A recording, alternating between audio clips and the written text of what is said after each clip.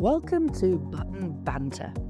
This is the podcast from Red Button Marketing Training, brought to you in association with our partnership with Middlesbrough Football Club Women. In this podcast, we chat with amazing people in the region all around marketing, their stories, their journeys, and we have great banter. And joining me today on Button Banter, hang on a minute, actually I don't know, I think I need to find a guest.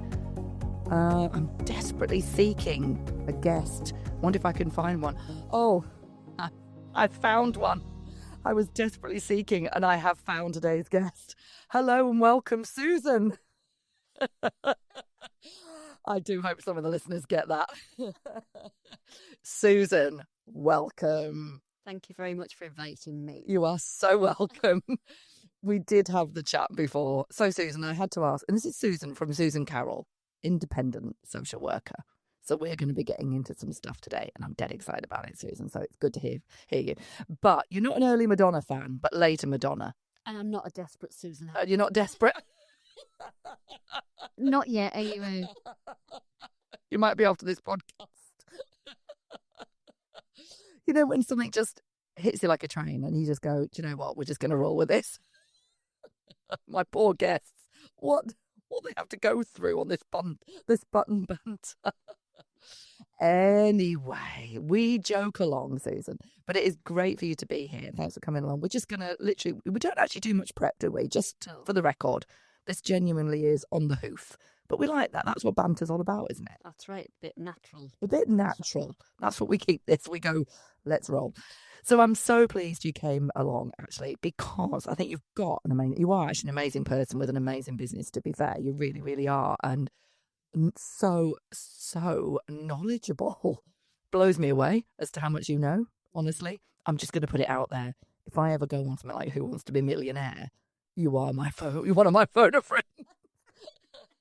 The thing with social work, it's very, very broad. Yes, yeah. It really is. It's very, very hard to define it, to say what people do. And people don't really know what a social worker does. Yeah. But it's a very broad job because you could dip into lots of different sectors. Exactly. And there's lots of independent social workers all over the country doing very different things to what I do. Yeah. So I found it when I first went into business very hard to actually say what I did. Yeah. Well, you're in the right place, because certainly sometimes people have that around marketing as well. So it's a funny old thing, isn't it? But that's exactly why you're here, because I want to know a bit more. So, Susan, you are from the region actually as well, to be fair. I am. I'm Stockton born. Yeah. Yes. Is it fair to ask if you like Parmos? I do like Parma, yeah, but they are calorific, so they wouldn't be my first choice. No. But I have eaten. That's the local cuisine is like the local thing. Yeah. There you go. It's got to be checked. We've got to check these things, Susan. But more interested really to know about your journey. So, what was your first job when you left school? I worked in Woolworths. So I was a shop assistant. Woolworths. We like to mix on the record. Do you remember? Yeah. Oh God, the memories. I genuinely didn't know that. Yeah, worked in Woolworths for a few years. And then what did I do? I became a barmaid. I was a barmaid in several different places. Yeah. Learned how to pull 2 pints at once. I was very proud of that. And 2 pints. Love staying back at the end for my 9 drink. Excellent. 2 pints, Susan. Fantastic. Yeah. Brilliant. Yeah. And then I worked in a local hospital. Right. As a domestic assistant when I was on my college holiday, on my university holidays. Okay. So I got into social work really because I liked sociology at college. Is that what you did at uni, or? Well, I started at college and I was just getting A's all the time from my essays at college. And I thought, I'm really good at this. You know, it's just sort of, you know, I love sociology. I'm really good at it and no one could beat my scores. I was getting top of the class all the time. So I thought, well, I need to go down that route. I was doing A-level art as well, which I loved the art, but I hated the art teacher. Oh, that's a tricky one. I thought, I can't be doing music. So I ended up going down the sociology route and went for a degree in social studies, which then really didn't give me a career pathway because I thought, I don't really want to be a social worker then. I was thinking, I'll just go down this route and see where I end up. And then when I came out of university, I thought, what am I going to do now? And because I'd been doing the domestic work in the hospital, just carried on that for some, some income. Yeah. And then I thought, oh, well, I'll get a job here. So I got a job in psychiatry as a nursing assistant, I absolutely love psychiatry. I just found it totally fascinating. But I thought, I don't want to be a nurse. I'm very squeamish, don't like blood. Yeah. But psychiatry, you're not dealing with really that. You're dealing with mental states and things. Yes. So I thought, well, I'm not going to do another 3 years to go and be a nurse when I could have done that 3 years ago. And I don't like blood anyway. So I thought I'll have to go on a career pathway. And then that's where I went into social work and did a diploma in social work. So I sort of ended up there, realising I was going there. Yeah. You're heading that way. But how fascinating. And even like back to that work that you did at Woolworths and in the pub, it's just experience of people, isn't it? It's just really valuable in all kinds of environments, and it all kind of pieces together, I think, as you go along your career, which is fabulous because you are really great and a very people person and need to be with what you do. So were you working obviously for then an organisation as a social worker? So I ended up training to be a social worker. And when you do social work training, you have to go on placement. So you've got to go and learn on the job. So you've got 2 placements, and you still do now. So I did a couple of learning experiences, and I was really young. I was only 22. So I was very, very young, and I looked really young. So people thought I was out of school, and I used to get really annoyed. That's why I like to wear high heels, because I'm so short. But you think, how old is she in this job? So I got really offended if they thought I was younger than I was. Yeah. So then I sort of had to learn the ropes, and then came out of my training, and then I got a job in education social work. So I was working with young people and in schools and with head teachers and things. That was my first social work job. And then from there, I went into adult care. Because I found head teachers, I had a particular run-in with this one head teacher that was very bully-like, and then the organisation didn't support you. He was vile.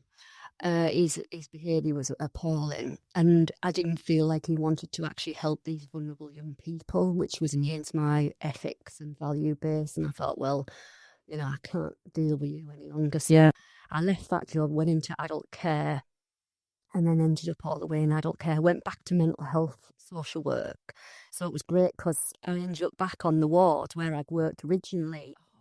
So sometimes you get a revolving door with mental health patients where it's the keep coming round all the time. It never gets resolved, their mental health issues. So some of the patients were still there as well, like they come back into hospital. Right. So I just really loved the mental health side of things. And then I developed further, I worked with people with learning disabilities, and then I went into service development after that. And then I worked for the health service, got secondment into health, did mental health commissioning. So my career just went on and on and on, all over the North East. Ended up working in different places. And I just like moving forward and learning new things. Yeah, which is fantastic. And so when did you make that decision that you were going to go independent, on your own business time? Why? Just before lockdown it was. I didn't realise lockdown was going to happen. No. So I planned for it before it happened, and I thought, well, I'm going to have to just do it now because I'd already planned it. But I'd been in a very high level job, and it had become quite toxic, and I just felt that it wasn't working right. And so I'd was having a bit of time off, and then I was getting some jobs done in the house, and people kept coming round and doing things for me. And then they'd say, oh, by the way, what do you do? And then they'd say, oh, can you help me with this? My daughter's having this problem with whatever. And then I'd get my laptop out and I'd start researching for them and giving them advice. And I thought, I think I could do this for a living. And there was other things I was looking at doing as well. And so I just thought, oh, well, I could sell private social work. Yeah. So I did a bit of research and then just launched into it. But then it took a bit of time to get established because because I can do that many different things in social work, it took me a while to define actually what services have I got. Yeah. So I was trying my hand at any of it. Yeah. And then seeing what I liked, what was going to bring in revenue to keep me surviving. So it's took me a few years, and I had to go back into part-time employment to keep afloat. But it wasn't easy to keep going. But then I just was determined. I felt like I could make it work. So then I've been sort of doing it on my own for the last 2.5 years. So it's definitely a viable Yeah, thing to do. absolutely. I think all credit to you. I mean, that actually is a really inspirational story. It really is, Susan, to be honest with you, because you look at all the wealth of experience that you've got, expertise and all that knowledge.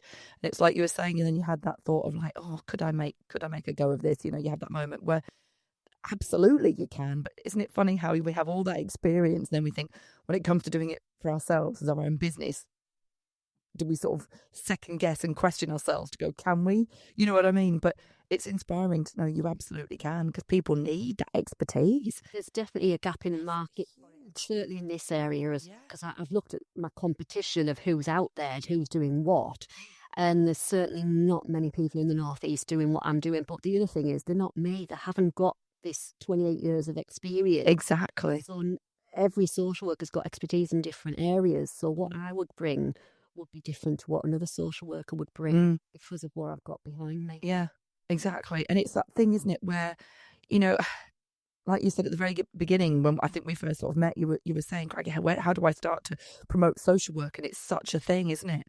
And I think you've probably had a heck of a journey just in your business with all of that, really.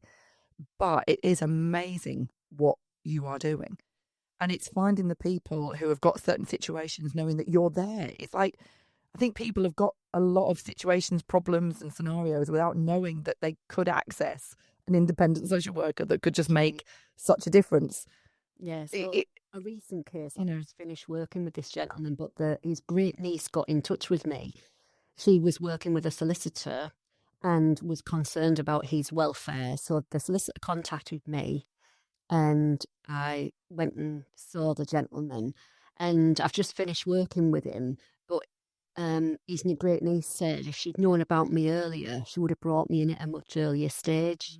And it's just because his dementia's progressed to the point where he's not really engaging with anybody now. Yeah. There's nothing much else I can offer him, but I can still be in the background. So if anything happened and she felt he was in the wrong placement, or there was a safeguarding concern that she felt wasn't getting dealt with, she knows she's got me to come back to.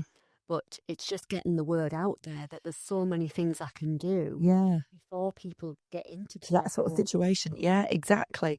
And there's so much around that. And what's interesting there as well is it's like the families as well. So like you say, families are going to feel reassured to know they've got someone else in their corner, because let's say the family, they're all working and they've got that elderly relative. It can be really hard for that family to know where to go to get the right answers, the right support. Or are they doing things correctly?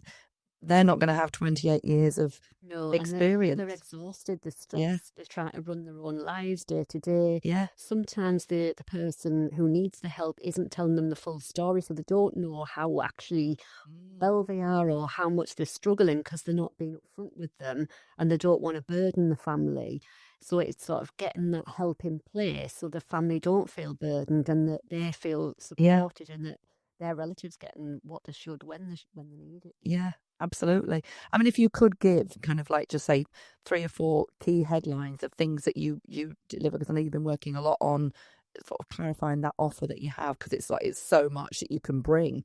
3 or 4 headlines of key things that you support with as an independent social worker.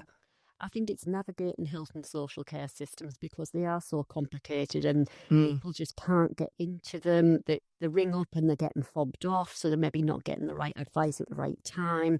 Maybe people haven't got the right skills to tell them what's available. Yeah. And if people are paying for their own care, they're really not on the radar of social services. They're just going to fall off the bandwagon because they're going to concentrate on the people they have to deal with, which is a mountain of people. They're just so overloaded. Yeah. Anyone that can cross off, they're going to do that. And that tends to be people who've got their own money. Right, yeah. Yeah, so it's people who are what they call self-funding. They're my target area of who I can help. but also the families that are Yeah. trying to support their loved ones. Yeah. Helping people access benefits. So there's lots of money out there that people can claim, but they don't know they're entitled to it. So that can be a major help to people. Even if they've got their own money, they can still apply for it. Yeah. So I do help people a lot to make sure they're claiming the right things. Yeah. What else? And there's so many things, in a way, and I do a lot of assessments and a lot of work with professionals, a lot of solicitors, will writers, advisors. I think it's helping bring everything together. That's what I think you do a really good job of as well, is just bringing and supporting and helping people who are accessing financial advice or professional advice or in other areas. I think you're a bit real sort of bringer together person of all this. Do you know what I mean? Care coordinate everything, so you pull everything together what a person needs, Yeah. and then you oversee it all. So you're not doing the jobs, you're bringing other people in to do them, but the right type of people, and everybody's individual. So this is why it's so broad. Yeah. Because you're dealing with individual needs, so you try and meet those and look at how you're going to fill the gap. Well, honestly, you heard it here, everyone. Like, Susan is there. The business name is Susan Carroll. It is. We'll leave that aside as to why that's made us smile. I mean, before we got started, to be fair, Susan, you did say to me that you've been mistaken for one of the Nolan sisters before. I mean, we did talk about this, and we just, and Susan will not like me. You're not. No, which one? No, you're not gonna like me for this, Susan. Honestly, but is she in the mood? Is the question. And actually, you might not know this, but I'm going to share a secret about Susan. I am. Okay, she does have medals for dancing. I do. Disco dancing. But this is the question we're having about, how I think there's a lot of technicalities in disco dancing. There is. Is it? I don't know. How I won those medals, I don't know. Just give them to. I felt sorry for me. We'll give them out anyway. She's tried hard. Yeah. I mean, I think there's a bit of freestyle going on here as well. I don't know really. But I think, this is, do you know what I think is brilliant about just people? Everyone's got different interests and different things going on, but also like talents and expertise. So I think there's a really great thing to be said for you bringing together all your experience and going for it. What do you love most about running your own business, Susan? I like meeting new people and I like to see progress. And I really like it when I get a private client and I've done some positive work with them. Yeah. And to see that I've improved that person's quality of life. I really do like that. And that's, I mean, really, that is amazing, isn't it? To be fair, that you are in a position in your business where you genuinely can do that through what you do, the difference that you make and the impact that you bring. And I think it's got to be highlighted that you're there and these services are there for people. There's probably too many people, like you say, have worries and headaches and just don't know where to go to first. And it's worth having that conversation. Yeah, to know that there's kind of support. Really, to know they're accessible before they get into a period of stress. Yeah. So they can sort of have a back plan, a contingency plan, if you like. Yeah. Good for you for going for it. It's not exactly sort of, you don't see these businesses up and down the high street all over. An independent social worker, I think, is an amazing person to know, really. I think it's, fantastic. So that's great. And sheer determination. Would you describe yourself as pretty determined, Susan? Yes. Yeah. Very much like a dog with a bone. I mean, when I've worked with... That's what you need as an independent. That's exactly what you need to not let it go. I'm like, if I know I know to find something out, I won't let go. Like, I'll just keep going and I'll not be put off. And I don't care, if I meet somebody who's not very good at what they're doing, I'll move on to other avenues. There's always a way around something. But you know what, Susan, if I was your client, that's exactly how I'd want you to be. I think there's a lot to be said for, you've got to look at what you're doing. Challenging people if they haven't done something they should have done, then they're going to be challenged. So that's where I come in. So, I am quite a softly spoken person, and I don't have like a look as an aggressive personality. Yeah. But if I need to be challenging, and I think people get a shock if I'm not happy with something and that comes out, they are quite surprised. But then that's what I'm going to do. That's what I've been trained to do. Is to challenge people who are not getting what they should be getting. Absolutely, and that's where you get results with people. You know, are you a fan of any of these kind of TV sort of like programs like I'm a Celebrity, or these kind of programs that, or Gladiators, and I don't know, those sorts of things? Because I'm just wondering if I could ever see you. I think you'd be an amazing contestant. On Gladiator. Or maybe on Gladiators. I don't know if Gladiators are the right one. Or I'm a Celebrity. I think you'd probably win. I think you'd be great. I'm going to put you up there for the next round. I don't like the eating. No, not the eating type. No. And the physical stuff, I don't. Yeah. I could do that. Yeah. Or the tasks. Disco dancing Gladiators. I'm trying. I think I've got a better dancer as I've matured. Yeah. I think, honestly, you are an amazing person. And I think this is fantastic because you also love travelling. I do. I like to go to new places. I think why go to the same place when you can go all these new places and see different things? So yeah, I got on a plane by myself at the age of 20, went to America for 3 months. So, whoa. Yeah. And that must have been incredible. How did that feel? And well, I was at university and a friend of mine, her parents were very wealthy, and every summer she kept going to Thailand. Oh. And I thought, look at her, and here's me going to a hospital to clean toilets. What's going wrong here? Go on a minute. I thought, right, I'm going to go and do something. So I went and did a Camp America. And so when I was 20, my dad dropped me off at Manchester Airport and was like, where's she going now? What's she doing? And off I went to New York, landed in New York.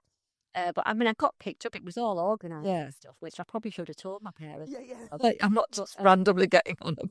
So I'm not, what's the word? I can be quite fearless. I'll just jump in and have a go at things. Oh, fantastic. Pull off.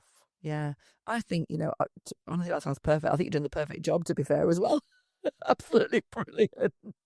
If I need you, I'm definitely going to hire you, Susan. Oh my gosh, that's fantastic. But that's great. So where's next on the travel map? Where have you put a pin in the map and gone, I'm going to go there? No, well, I'm going to Croatia at the end of the month. So I've got Croatia to enjoy. I've never been to Croatia before. And again, I'm doing something completely new. I'm going with people I don't even know. Fantastic. Done. I know 2 of them. That's all right. So I just have a go at things and think, well, I'm fit enough. It's an activity holiday where you're doing paddle boarding, going on like a water cruise, safari cruises. I thought, I'll have a go at that. It looked a good itinerary. But I'll give it a go. Yeah. I'll meet new people and it's only a week, and if I don't like it, I'll be coming back. Come back. This is fine. I think it's just confidence. I mean, actually, it's on the subject, funny, of marketing, I've got to be honest, and people say, what should we think the qualities of marketing are? And I'm sure that I think they're confidence, resilience, and patience. I don't think I'm very patient. I think I could work at that. Well, okay, well, we're not none of us. So, Susan, do you know what? Are we any of us perfect? What does perfect mean? Do you know what I mean? Really? So there's always, what is it? There's areas for improvement. Is that what they say? But resilience, I mean, certainly that goes along with social work because, you get some flack along the way. There's, you can't please them all, do you know what I mean? And some people's expectations can be quite high. So it's been very clear, this is my role. But certainly when I worked for the local authority, you did get some difficult situations. Yeah. Well, I used to find actually more problems with the staff than I did with the people that I was working with, the clients. Yeah. God, I bet you could write a book. We'd have to come up with a title for that, wouldn't we? I'd have to make it all anonymous. Yeah, it'd all be anonymous. Confessions of a Social Worker. I don't know. Is that gone? That one? Maybe it's gone. When I look back, I've written lots of training material for social workers. That's another thing that I've got. Yeah, up my sleeve. That's another thing. And I've written all this material based on real life examples of things that I've experienced, the good, the bad and the ugly. But I've made it really funny. I like to put humour in it. And I talk about, one of the ones that I really love is I wrote about people I'd worked with. Oh, bro. And the different personality types. Because when you work in a team of social work staff, you have to survive in that team. And it can be really difficult. Yeah. And there's this one woman, and she was horrendous. And she was like a whirlwind. She'd make you feel stressed as soon as you met her. She'd be like, oh my God, oh, it's terrible. I've got all. And she'd come in, she'd be carrying loads of case files. And she'd just be full of stress. Yeah. But it was just all a smoke screen. She actually wasn't doing anything. It was all of her Just, yeah. But to the untrained eye, she'd look like, "Oh, she's so busy. Oh, we must help her out." So I sort of give her a name and describe her and say, "Look, she's in your team. She could even be your team manager. Yeah. How are you going to deal with her?" Yeah. Because that day to day, that's what you're going to get. Yeah. And it's just been that honesty. I think just honesty, isn't it, really? To just get things to be okay. But I think good for you. And I think this is when it comes down to having an awesome character, a good sense of humour. You've got to have a good sense. I think you need that. Really, I think it's working with people can be really uplifting, and that's why lots of people go into social work, because they want to work with people. They want to see the good side of things, and it can be really good fun. Yeah, really good. Yeah, and that is great. And I think that is a lovely way to just about conclude, really, to be fair, because I do think that's a really nice statement, actually, Susan. That people probably do have sort of preconceived ideas, maybe. Do you know what I mean? When you say it kind of conjure up a thing in your mind, when really, to be fair, actually having and knowing someone who can help you with all kinds of things that are to do with family and support and situations and reaching out and asking, and just knowing that you can be approached to reach out and get in touch with you. Yeah. And I think it's just essential. And I think it's amazing that you're there. And I really have so much respect for what you do. Honestly, it's brilliant. And what a fabulous person. So you have met her here first, guys, is the disco dancing, travelling, independent social worker. Well, very much, Max. Susan, honestly, you are so welcome. It has been an absolute pleasure. And I just want to invite everyone to just check out Susan's website. So it's susancarroll.co.uk. And, there to help with a smile and lots of good energy. She's a good person to have on side. Thanks so much, Susan. Thanks. Take care. Bye. Bye. You've been listening to Button Banter, a podcast from Red Button Marketing Training, in association with our partnership with Middlesbrough Football Club Women.